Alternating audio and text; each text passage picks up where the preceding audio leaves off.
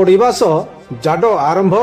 ଆଜି ଓଡ଼ିଶାର ଦାର୍ଜିଲିଂ ଘୁ ଉଦୟଗିରିରେ ପହଞ୍ଚିଲା 5.2 ଡିଗ୍ରୀ ସେଲସିୟସ୍, ଯାହା ପାଣିପାଗ ଦ୍ୱାରା ନିର୍ଦ୍ଧାରିତ କରାଯାଇଛି।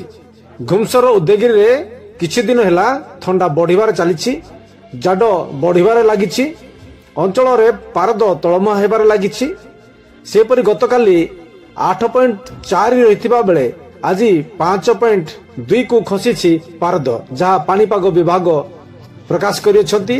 ପ୍ରବଳ କୁହୁଡ଼ି ସାଙ୍ଗକୁ ଯାତାୟାତ ସମସ୍ୟା ଦେଖାଯାଉଛି। ଦିନକୁ ଦିନ ପାରଦ ଖସିବାରେ ଲାଗିଛି, ଥଣ୍ଡା ବଢ଼ିବାରେ ଲାଗିଛି, ଜାଡ ବଢ଼ିବାରେ ଆରମ୍ଭ ହୋଇଛି।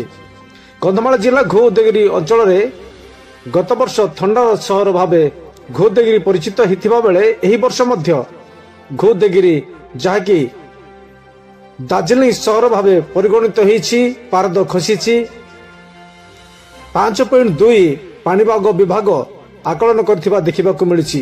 ଥଣ୍ଡାର ସହର ବର୍ତ୍ତମାନ ପର୍ଯ୍ୟଟକଙ୍କ ଭିଡ଼ ଦେଖିବାକୁ ମିଳୁଛି। ବିଶେଷ କରି ଯୁବପିଢ଼ି ଥଣ୍ଡାର ମଜା ଉଠାଇବା ସହ ଘନ କୁହୁଡ଼ି ମଧ୍ୟରେ ହିଲଟପ୍ରେ ବୁଲିବା ପାଇଁ ମଜା ନେଉଛନ୍ତି, ଯାଉଛନ୍ତି, ବିଭିନ୍ନ ସୁଟିଂ କରୁଛନ୍ତି ଏବଂ ପର୍ଯ୍ୟଟକମାନେ ନିଜର ମଜା ଉଠାଉଥିବା ଦେଖିବାକୁ ମିଳିଛି।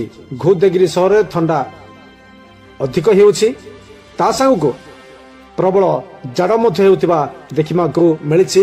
ଆସନ୍ତୁ ଘୁ ଉଦୟଗିରି ସହର ବୁଲି ଆସନ୍ତୁ, ଥଣ୍ଡାର ମଜା ନିଅନ୍ତୁ।